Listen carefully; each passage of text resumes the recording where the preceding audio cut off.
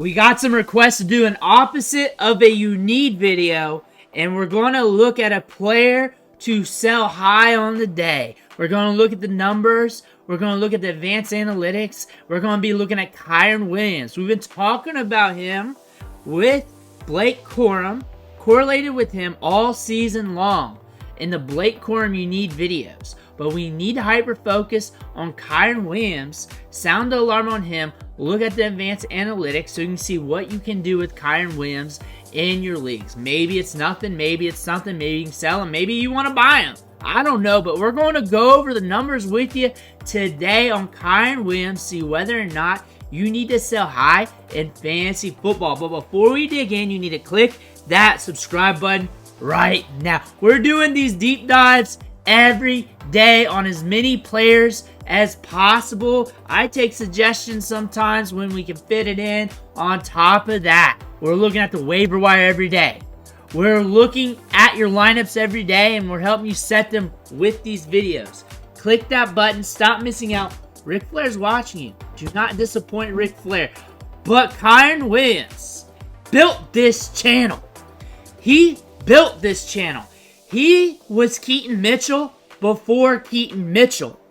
Kyren Williams will always be that dude for this channel before this channel broke out. However, Old Yeller got shot. Maybe Kyren Williams. Maybe his time is coming this year.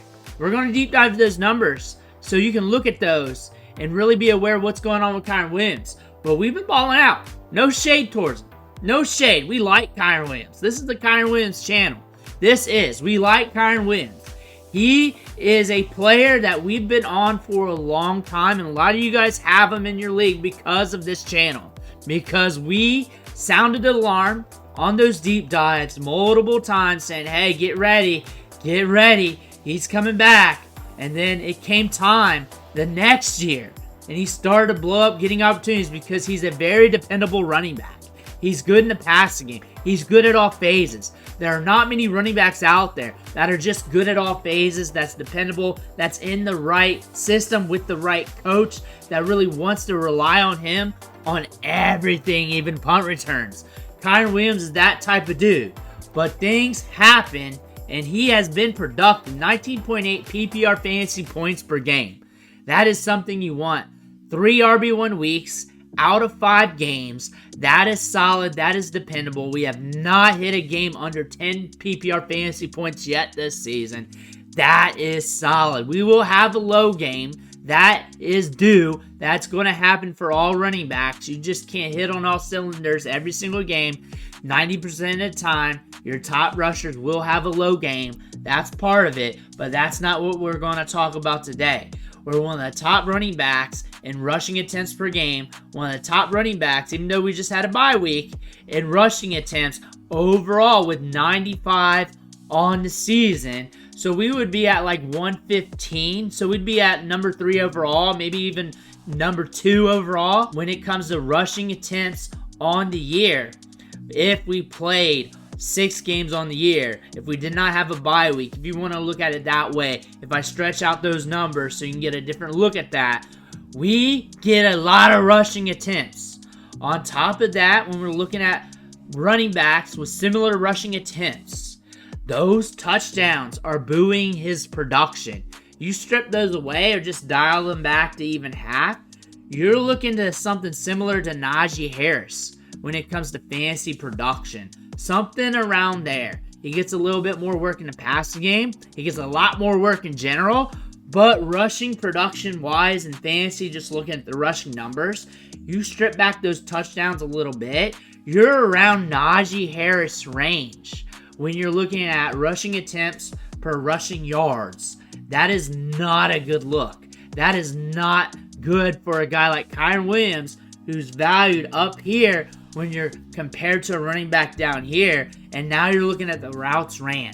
This makes them sexy for fantasy football. Second league in route participation rate at 67.2%, 25.8 routes ran per game. We're up there volume-wise among running backs. 129 routes ran completely on the season.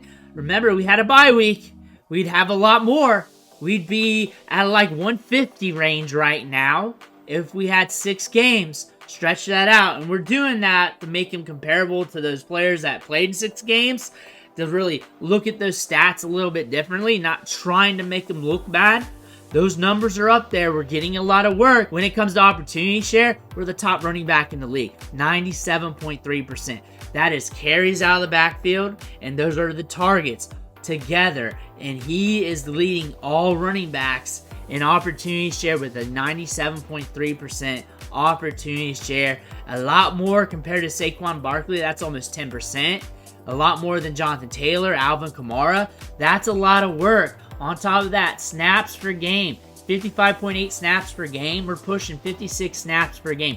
That's a lot compared to like a Jordan Mason. Compared to like a Chuba Hubbard, he's playing almost a full game's worth of snaps more than him.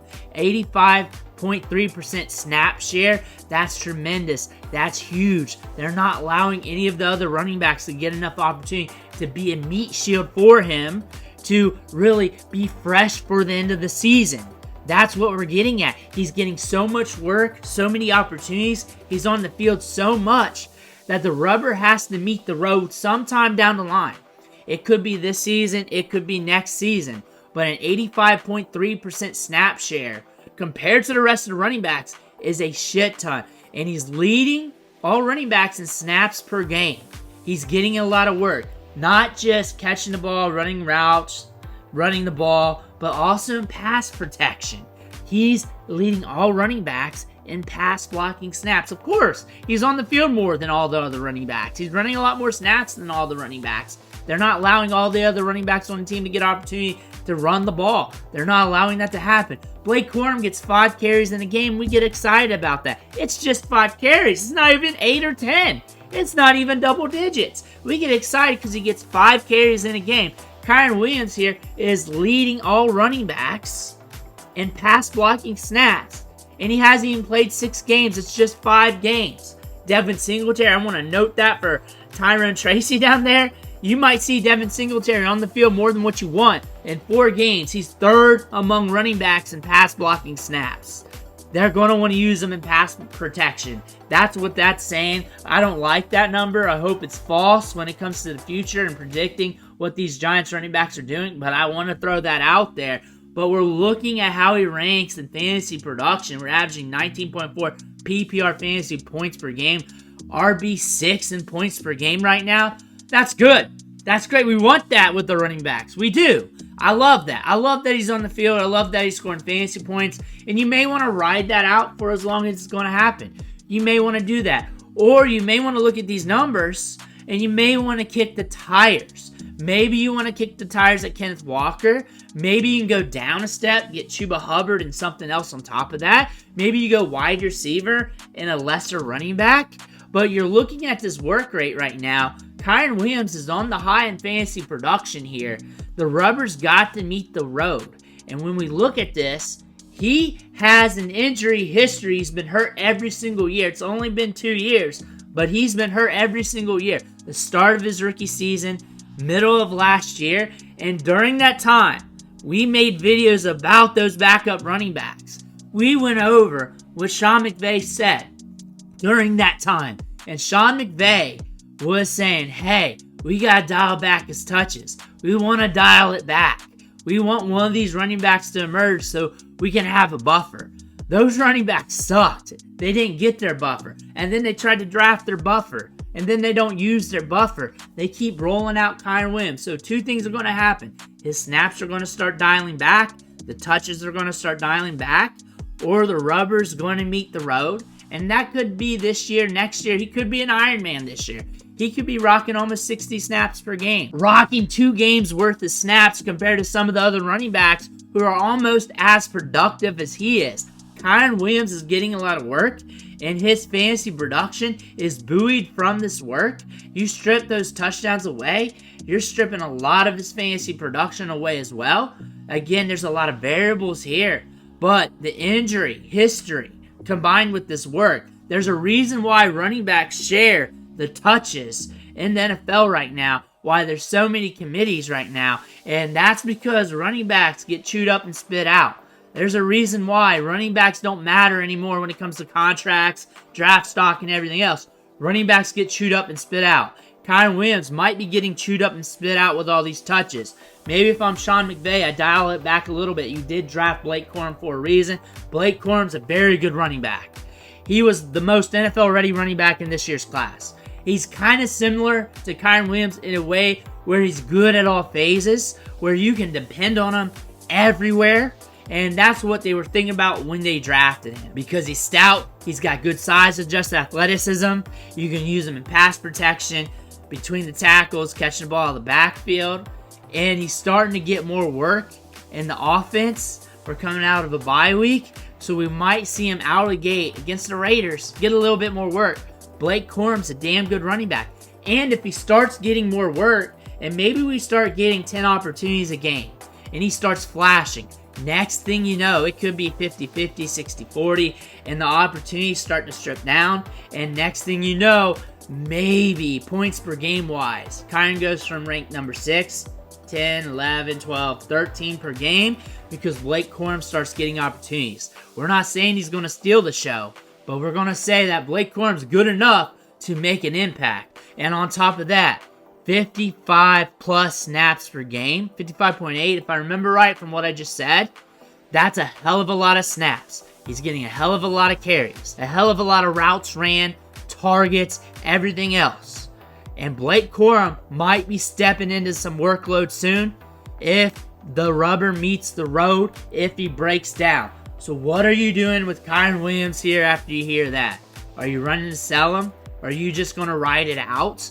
I want to hear what you're going to be doing with him because you don't have to sell him. Plus, it's redraft. You only got 11 other people to make a deal with. It's hard to get trades done sometimes in redraft leagues. You got to give up something to get something. Maybe you get another wide receiver on the top end and maybe a running back prospect you like. Maybe you get like a very good wide receiver and maybe you throw in like a Jonathan Brooks or something like that. Maybe you get something like that done since the running back position is also decimated with bye weeks and injuries. Maybe you can capitalize on that. Maybe you just get another running back you like, or you go down a peg at running back and then you go down a peg and get another wide receiver with that. You can patch up some holes. Kyren Williams, though, are you holding and riding? Are you riding? Or are you rolling out? What are you doing right now with Kyren Williams after hearing that? Do you care? Do you don't care? But I care about what you think. Let me know what you think in the comments below. Make sure to hit that subscribe button on the way out. One thing for watching. Catch you on the next video.